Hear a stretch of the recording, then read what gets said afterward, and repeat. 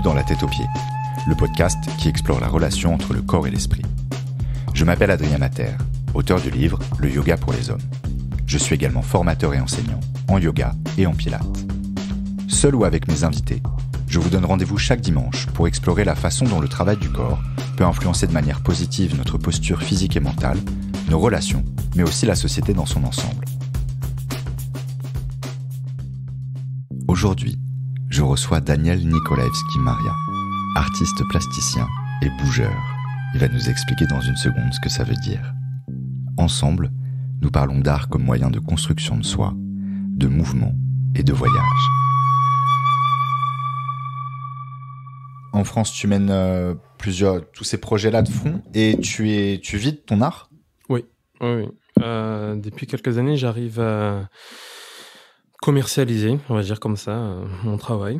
J'ai appris aussi à vivre en tant qu'artiste, donc c'est-à-dire tout le système de royalties, monstration de travail, droit à la monstration, subvention, prix.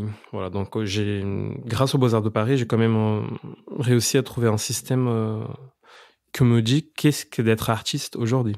Voilà, donc je prépare des expos pour mettre les œuvres à vue, mais aussi en vente. Je fais des performances que je peux commercialiser. Je peux monter un spectacle avec plusieurs personnes pour essayer d'avoir une aide à la subvention, pour avoir des espaces de travail, de recherche. Donc j'ai appris à être artiste. Aujourd'hui, je peux dire que je vis de mon art. Et ça doit être très gratifiant. Ouais, très ça me joie parce que c'est pas donné à tout le monde. Ça, je le sais, c'est un privilège. Avec beaucoup de travail, mais bon, c'est un privilège. tu as conquis ce privilège, quoi. Ouais. Voilà. Et oui, parce qu'il y a... Bon, donc les performances, on n'a pas forcément développé beaucoup cet aspect-là, mais il y a vraiment des moments où tu es sur scène, où tu fais des spectacles, en fait. Enfin, moi, c'est ce que j'ai aperçu un peu sur Instagram, par exemple. Ouais, au Beaux-Arts, au Beaux-Arts, on fait beaucoup de pièces d'école, mais on finit par rencontrer beaucoup de créateurs et des institutions qui veulent nous montrer aussi. Donc il y a eu cette période où je performais gratuitement parce que c'était un exercice, donc pour moi, j'apprenais ça en tant que complément de ma formation d'artiste. Et ensuite, je commençais à être payé parce que j'ai développé un corps, j'ai développé une danse, j'ai développé un éventail de possibilités dans mon corps qui fait que je peux arriver sur un plateau et être vu. Voilà. Donc je suis interprète pour certaines personnes et pour des pièces, mais je suis aussi auteur. Donc j'écris des pièces, j'écris des performances, j'écris des spectacles. Pour l'instant, j'ai fait que du solo, mais j'aimerais bien prochainement travailler sur des questions qu'on avait discutées déjà sur la masculinité. Donc qu'est-ce qui est d'être un corps noir masculin qui aime des corps d'hommes? Qu'est-ce qui est d'être dans une relation interraciale? Comment déconstruire aujourd'hui la masculinité toxique? Surtout en venant d'une ville, en fait, on doit être macho pour exister. Donc, comment on gère tout ça en tant qu'artiste en 2020, quoi. Et donc, juste avant, tu parlais de masculinité toxique et de la façon dont on pouvait déconstruire un peu ces attitudes, ou même par rapport à ce que tu t'évoquais sur ton passé au Brésil. À ton avis, qu'est-ce que ce serait pour toi la masculinité toxique et comment la désamorcer, comment installer autre chose? En fait, il y a plusieurs choses qui arrivent dans notre vie qui nous solidifient d'une mauvaise façon. Il ne faut pas pleurer, porte-toi bien, va faire de la muscu, développe-toi, va être un homme. Donc, ce sont des choses qui nos parents peuvent nous dire, des amis, la société, qui nous englobent dans un sorte de personnage macho, misogyne, à plusieurs fois. Et ça, c'est à déconstruire. Ça, c'est la façon dont on élève les hommes dans cette société. C'est pas juste d'aller vers le féminisme, mais c'est de déconstruire la masculinité. Je pense que ça, c'est différent, il faut faire la différence. On peut être féministe et être complètement macho. On peut être un féministe misogyne, ça existe. Mais on peut déconstruire sa masculinité et là, on va comprendre la puissance de l'homme, vraiment. comprendre qu'on peut pleurer, on peut être sensible, on peut faire l'amour sans passer par la pénétration, que ce soit avec un homme, avec une femme. Que la pénétration n'est pas la finalité d'ailleurs, en fait, on apprend comme ça que ça, c'est une forme de masculinité, ça, c'est ça d'être masculin, mais alors que non, en fait. On peut être asexuel si on veut, on peut être transgenre, on peut avoir une masculinité fluide aussi. Il y a des jours où je vais me réveiller un peu femme, il y a des jours où je vais me réveiller un peu homme, mais aussi déjà qu'est-ce qu'est d'être un homme et une femme aujourd'hui. Voilà, il y a plusieurs choses à déconstruire. Et les rapports d'affection, de tendresse, homme-homme, sans forcément passer par le sexuel ou le sensuel, je sais pas, mais juste d'avoir une affection, en toucher, comme par exemple le font mes amies filles, en fait. Bah, pourquoi les filles elles peuvent marcher les main en main dans la rue et pas les hommes, par exemple. Donc ça, c'est l'image de l'homme moderne, en fait, elle est complètement détruite. Et ça, c'est à reconstruire. Ouais, voilà, faut déconstruire, mais reconstruire, installer quelque chose. Je trouve que je suis tout à fait d'accord avec ce que tu viens d'expliquer.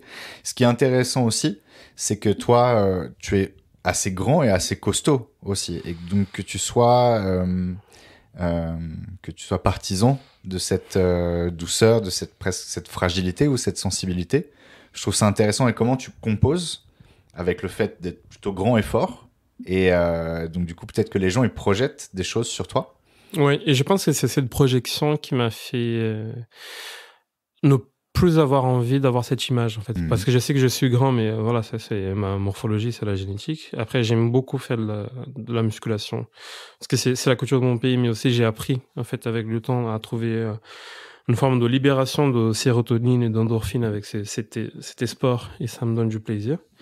Mais j'aime pas cette image déjà que l'homme noir a d'être toujours plus fort. Parce que ça crée des ravages et ça crée des tueries, parce qu'on surévalue la force de l'homme noir, et du coup, par exemple, il y a des violences policières juste parce que c'est un homme, parce que c'est ce qui s'est passé avec George Floyd, en fait. Donc c'est un homme noir grand, donc on va mettre plus de force. Non, en fait, c'est un corps d'homme fragile, on est fragile comme tout autre être humain. Donc il faut déconstruire déjà ce rapport visuel qu'on a avec la force et la masculinité. Et après aussi, les hommes, il faut qu'ils se déconstruisent eux-mêmes pour comprendre qu'on est des êtres fragiles. Ok, mais c'était avant l'entretien, justement, comment tu penses que on peut composer, parce qu'il y a se mettre en lien avec cette fragilité, je pense que c'est important. Et pourtant, à d'autres moments, il faut avoir de la force. Comme on parlait du livre avant le début de l'entretien, et tu me disais, ouais, j'aime bien cette différence, cette distinction entre la sensibilité et la sensiblerie. Et donc, comment trouver l'équilibre? Parce qu'il y a des moments où il faut être fort sans forcément se rigidifier. Comment on ferait pour faire ça? C'est un travail en construction, hein. C'est d'avoir de la souplesse. Je pense que la souplesse, ça peut beaucoup aider. Donc, il y a des moments, voilà, le travail de la souplesse, il est hyper large, en fait, parce que c'est pas juste... on travaille sur l'instant, c'est un travail sur le temps, il faut respirer dedans, il faut se plonger dans soi-même pour connaître ses limites. Donc, faire face à ses limites aussi, c'est important. Donc, ma limite, elle est là, la déterminer pour soi-même, et savoir la communiquer aux autres aussi. Donc, c'est un travail d'introspection pour ensuite l'extérioriser. De communication aussi, ouais. Et je trouve qu'effectivement, c'est une super idée de comment composer entre la force et la fragilité.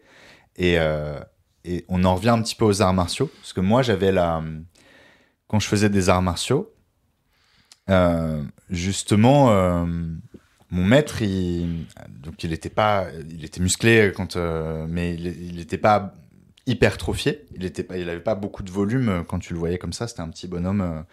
Et sa force, elle venait justement d'une certaine souplesse aussi, où il combinait, c'était plutôt comme un fouet que comme un marteau, quoi.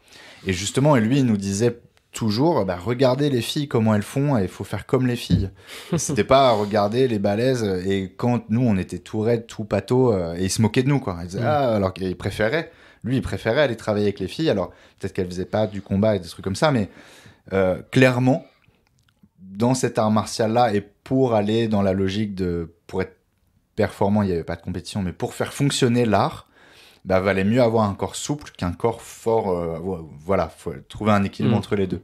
Donc effectivement, peut-être qu'un travail de souplesse est l'une des clés pour la reconstruction de la masculinité. Daniel, tu viens de lâcher une bombe, une de plus dans cet entretien. Et tu m'expliquais que tu écris tes performances. Ça, et moi, j'avais pas compris qu'on pouvait écrire des performances. Est-ce que tu peux expliquer en fait comment tu écris donc tes performances? C'est des enchaînements de mouvements.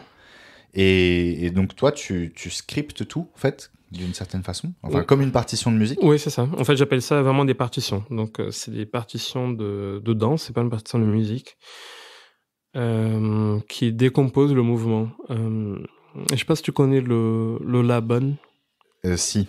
Voilà. Enfin, donc, Voilà, est-ce que tu peux expliquer? je sais pas du tout notateur ni très lecteur de Laban, mais le Laban, c'est une forme d'écriture de mouvement que j'ai découvert quand j'étais au Beaux-Arts. J'écris pas du tout en Laban parce que je trouve que c'est très complexe et c'est énorme pour des archivistes. C'est énorme. Désolé, il y a mon chat qui Voilà, s'amuse. qui tête le. Non, mais on peut faire un aparté parce que pardon, je t'écoutais en même temps, Donc le chat, qui est un chat adulte, hein, Ouais. en fait, il avait le coussin dans la bouche et en même temps, il poussait avec ses pattes et je pense qu'en fait, il revivait l'acte de téter sa mère, j'imagine. Ouais. Enfin, voilà. Ouais, Donc ça, c'était corporellement, puisqu'on parle de ça quand même. Il y a pas de tabou. Et que voilà, je sais pas pourquoi, il devait peut-être avoir un petit stress ou un petit il truc. aime surtout particulièrement ce coussin-là parce qu'il y a des petits poils, comme on dirait un animal. Ouais, Donc, du coup, je ça pense devait que lui rappeler sa maman un petit peu. encore une fois, l'attachement. Donc, Voilà, attachement, mais animal. alors tu t'en as parlé tout à l'heure, on y reviendra, oui, mais voilà, là c'était. Parce que là, c'est très large. Si on veut étudier pourquoi on fait du mouvement et pourquoi il y a certains mouvements répétitifs qui reviennent malgré nos intentions de les échapper, alors là, on est vraiment dans l'animalité humaine, en fait. C'est vraiment des gestes qui sont là et qui sont ancrés dans notre existence. Oui. En lien avec l'affectif, tu veux dire? Oui, en lien avec l'affectif, avec la survie aussi, donc des gestes de survie qui viennent malgré nos envies de les échapper. Ok, effectivement. Enfin, on va revenir là-dessus. Juste termine sur le Laban et ta façon de noter Non, mais c'est pas grave, c'est très bien, c'est vivant. Sur ta façon de noter le mouvement, en fait. Oui, Et moi, j'avais déjà entendu parler de ça en danse, mais j'ai jamais vu à quoi ça ressemblait. Alors, ça ressemble à des... Alors, le Laban, en soi, ça ressemble à des petits carrés et avec des petites flèches. Donc, du coup, ça va être... Si on essaie de visualiser, ça va être un petit carré avec la pointe droite vers le haut, donc du coup tiré, qui fait un petit losange. Et ça va être le mouvement qui va vers l'avant et vers la droite, par exemple. Ok. Et donc, on va décomposer des parties du corps, et ça peut être vraiment à l'infini vers de la tête à la dernière phalange de la main droite. Et tu peux vraiment le dessiner et l'écrire comme une partition de musique. J'ai un tout petit peu étudié ça au conservatoire d'art de musique de Paris, avec en échange Beaux-Arts Conservatoire. Mais j'ai pas accroché parce que c'était très très complexe et j'ai parti dans un autre monde. Moi, dans ma tête, je me suis dit, non, je préfère faire de la peinture, du dessin que devenir écrivain ou notateur de la danse parce que c'est un métier tout en autre monde qui est pas du tout le mien. Moi, je connais des notateurs. Marie-Or, Sophie Jacquetot. J'ai fait des workshops avec eux pour apprendre un peu plus à les lire. Mais c'est pas comme ça que j'écris mes performances. Mes performances, je les ai écrits avec l'alphabet, en fait. Okay. Avec l'alphabet, avec des chiffres. Donc, du coup, mouvement 1, le bras droit qui se lève. Mouvement 2, 6 pas vers la droite. Mouvement 3, la jambe qui se plie vers sa gauche. Donc, je décompose comme ça parce que ça me permet d'improviser là-dessus. Donc, du coup, il y a une part d'improvisation, mais l'improvisation, elle est écrite. D'accord. Quand même une structure autour de ça. Ok, oui, parce qu'effectivement, ce système de notation, ça doit être vertigineux. Enfin, je connais quand même pas mal de choses sur le mouvement et ça, j'ai jamais vu et j'imagine pas comment Enfin, voilà, surtout des mouvements complexes dansés, ce que ça peut impliquer, mais peut-être que voilà, ce serait une super idée de... C'est super parce qu'en fait, quand on parle de danse, on parle d'immatérialité. Et donc, comment tu perdures dans le temps quelque chose d'immatériel. Surtout la danse, qui est quelque chose que le geste l'est fait, il est disparu. Donc, pour l'archiver, on a la vidéo, la photo. Mais pour des pièces d'il y a 100 ans, ça n'existe pas. Donc, l'histoire de la danse, elle est très récente. Et c'est à travers le Laban qu'on arrive à redanser ou remémorer des pièces d'il y a un siècle, par exemple Nijinsky. Il y a des reprises à l'Opéra de Paris, maintenant, des pièces classiques de Nijinsky, qui sont dansés aujourd'hui grâce à une certaine notation, un travail de notation de ces pièces. Ok, oui, donc et finalement après ça fait comme des partitions de musique et donc pour jouer un opéra ou un truc comme ça, tout est noté quoi. C'est Ça ça. permet une transmission. C'est très intéressant. Alors tu parlais de ces gestes de l'affectif ou de la survie et c'est très intéressant que les deux soient accolés parce qu'à mon avis il y a vraiment quelque chose, si on veut exister en tant qu'individu, faut se préserver, mais il y a aussi l'existence, elle est au-delà de la préservation et le lien à l'autre et tout. Enfin, voilà, ça me paraît vraiment essentiel. Toi, comment tu t'interprètes les deux? Et tu disais que c'était des choses qu'on faisait malgré nous. Moi, il y a un geste qui me hante et qui me suit, c'est le câlin, juste, tout simplement. Ça, c'est un câlin qui rejoint l'affectif et l'attachement, mais c'est aussi un geste qui est le premier geste qu'on apprend quand on danse le tango. En fait, c'est le abrazo en argentin, ou le câlin en français, ou abraço en portugais. Donc, je trouve ça très intéressant parce que c'est un geste d'attachement. Donc, tu t'attaches à la personne qui joue la danse avec toi. Tu crées un lien. Donc, vous êtes un seul. Et quand on se met en mouvement, on est un seul corps qui bouge dans l'espace. Donc, c'est un geste qui englobe, qui protège, qui relie et qui permet à marcher ensemble. Ok. Ouais. Enfin, parce que le tango, on voit ça comme quelque chose de très sophistiqué, de très complexe, de très codifié. Mais il y a quand même ce truc élémentaire, et alors que le câlin, c'est pas très codifié, logiquement. Donc ça réunit, en fait, sous un aspect très sophistiqué, quelque chose d'essentiel et de très primaire, dans le bon sens du terme. Toi, tu dirais ça? Oui, je dirais ça, oui. Le câlin, c'est essentiel, quoi. C'est réconfortant. Et là, je retrouve de la joie de pouvoir faire des câlins à mes amis, quoi, avec, entre guillemets, une fin de pandémie, mais on voit le bout du tunnel, finalement. La petite belle pandémie qui nous a suivi pendant 2 ans. Donc c'est un geste pour moi essentiel et de survie, en fait. J'ai besoin, je sais que c'est pas très habituel en Europe. Il m'a fallu du temps pour le comprendre. Parce que c'est très habituel, en fait. Même avec des inconnus au Brésil, tu le fais en câlin juste parce que déjà c'est bien et c'est cordial, mais il m'a fallu du temps pour apprendre que c'est culturel aussi. Ouais. Mais même aux États-Unis, en fait, en Amérique du Nord, ils font ça assez facilement. Oui, et moi, que je suis allé habiter au Canada, au début, ça m'a surpris. Je me dis, la fille, elle me prend dans ses bras, ça y est, c'est bon, ça va le faire. Et en fait, non, elle me dit juste au revoir. D'accord. Et en fait, du coup, sur justement le fait de se toucher, même, c'est très intéressant de voir comment c'est effectivement, surtout à Paris, je pense. Peut-être qu'ailleurs en France, où les rapports sont peut-être plus simples, c'est peut-être différent. Mais dans Paris, centre, les gens ils se touchent pas, en fait. Ou dans le métro, enfin si on se bouscule, mais il va pas y avoir de contact. S'il y a un contact, soit on connaît déjà la personne et c'est ok, soit c'est une agression physique ou sexuelle, mais voilà, les inconnus ils se touchent pas. Et ça, c'est plutôt dans les quartiers où il y a une majorité de blancs, disons. Et moi, j'habite dans un quartier populaire où les blancs sont en minorité, et ça se voit comment les gens ils se touchent plus facilement, même si on se connaît pas. Et c'est cool, c'est pas du tout une agression, et ça va être une façon de communiquer avec des gens que tu viens de croiser, qui vont te mettre la main sur l'épaule ou qui vont te mettre la main sur le bras pour envoyer plein de signaux. Et c'est une façon de communiquer que moi je trouve, je suis dans le corps et dans le mouvement, donc je suis assez à l'aise avec ça et friand de ça, et je trouve qu'effectivement en fait on se rapproche de quelque chose d'élémentaire qui nourrit ou qui soigne quelque chose de profond en nous.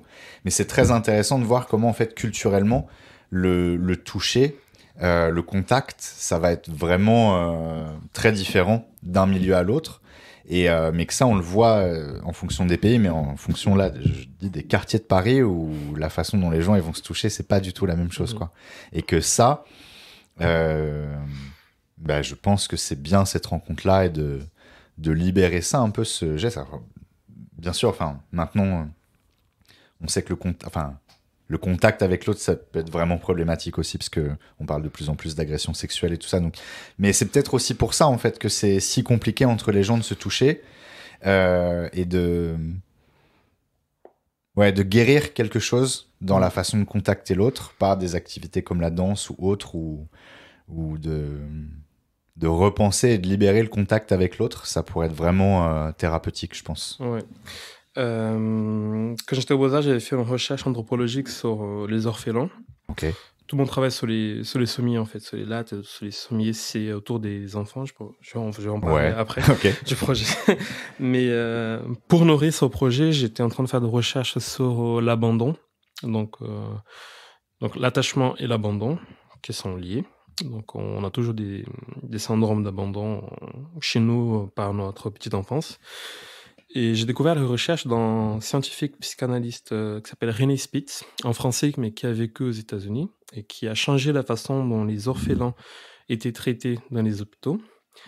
Parce qu'il a déterminé que les enfants qui n'étaient pas touchés, parce que dans les années 50, les orphelins, ils étaient touchés avec des gants, et ils étaient moins développés psychiquement et physiquement que les enfants qui étaient touchés et qui avaient une personne à qui s'attacher.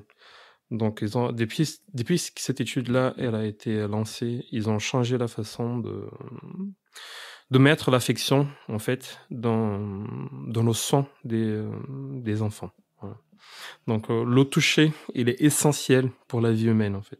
Sans le toucher, on ne peut pas vivre. Sans le toucher, on ne peut pas se développer.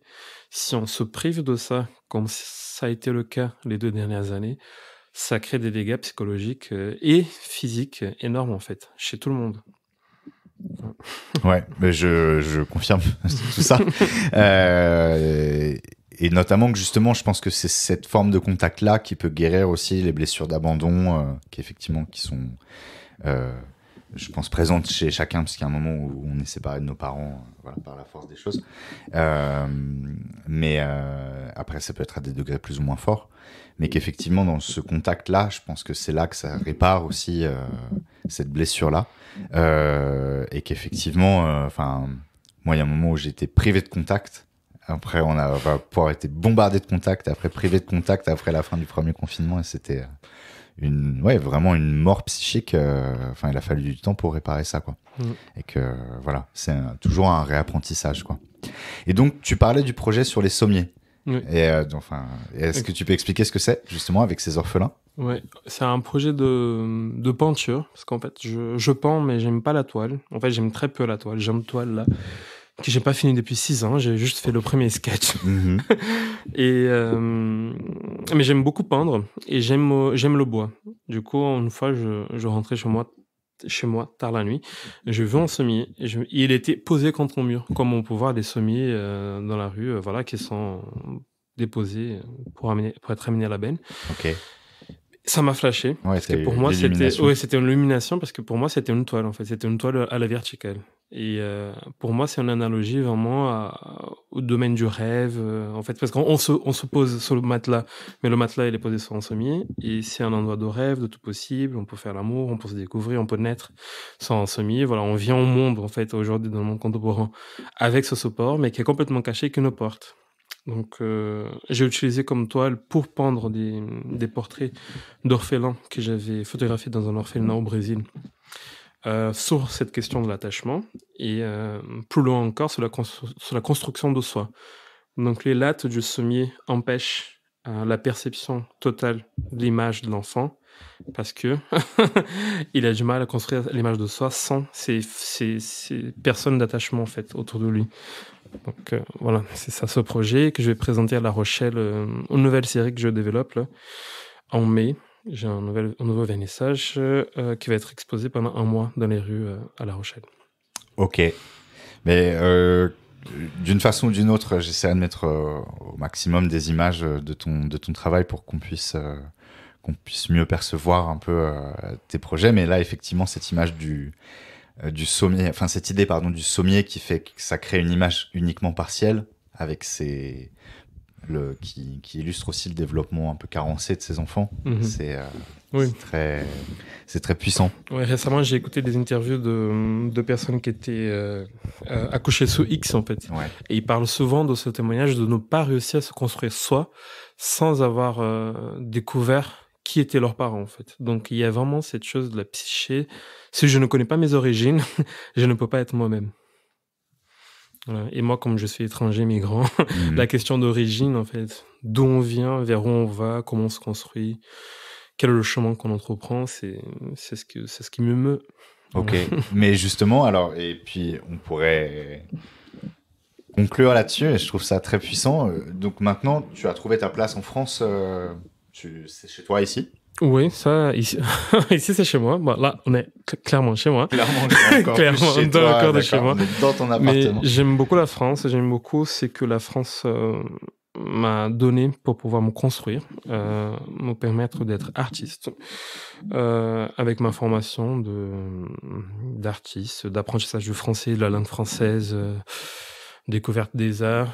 Après, je sais pas si je vais vivre toute ma vie ici parce que tous les artistes, ils bougent. Je pense que bouger, voilà, je suis un bougeur, mais bouger fait partie aussi de la carrière artistique.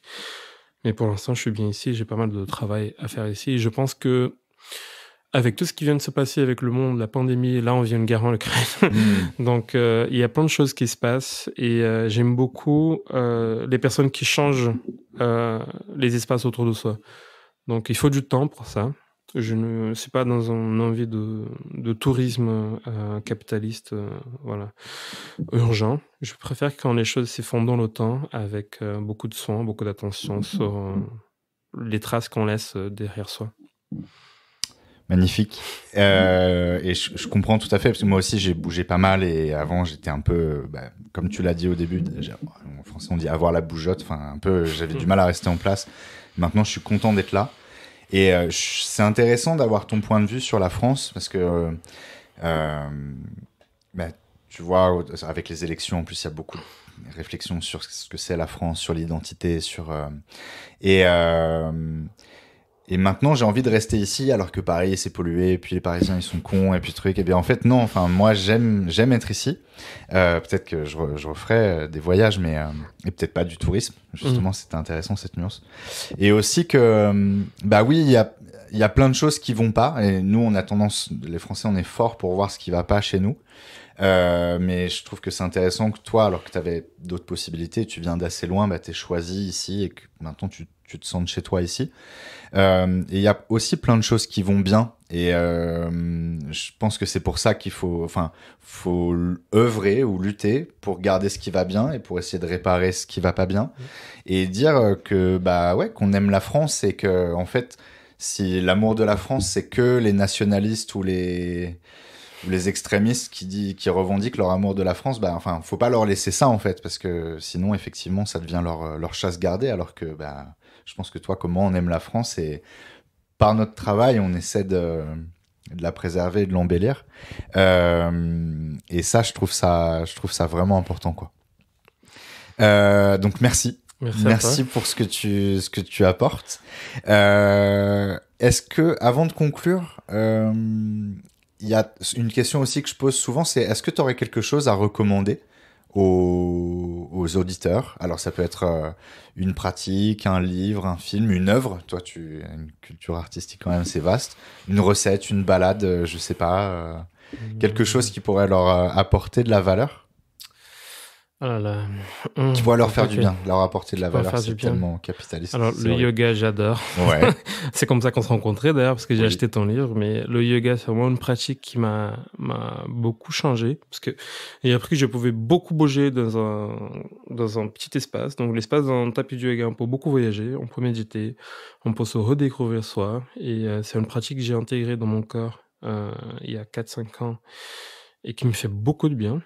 Et le yoga en musique en plus, donc là on peut vraiment voyager énormément. Une œuvre, venez à mon expo. Hein. Voilà, Daniel Nicolescu Maria, extraordinaire. Voilà, venez voir mes expos. Je mettrai les liens vers les moyens qu'on a de pouvoir voir tes œuvres. Ok, super, génial. Ok, et donc le mouvement, quoi. Ouais, le mouvement est guérisseur. Le mouvement est guérisseur, magnifique. Alors, je te remercie beaucoup d'être venu dans la tête aux pieds, parce que je savais que ce serait bien, mais là c'était complètement fou. Donc merci beaucoup d'avoir partagé ton expérience et ta vision avec nous.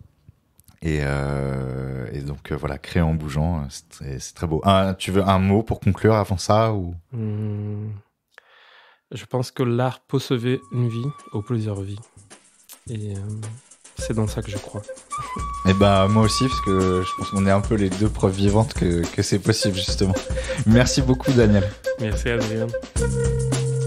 Merci d'avoir écouté La Tête aux Pieds. Si ça vous a plu, n'hésitez pas à laisser plein d'étoiles sur Apple Podcast, à me suivre sur les réseaux et à en parler autour de vous. Pour pratiquer avec moi, rendez-vous sur mon site adrienmater.com. Je vous donne rendez-vous dimanche prochain pour un nouvel épisode.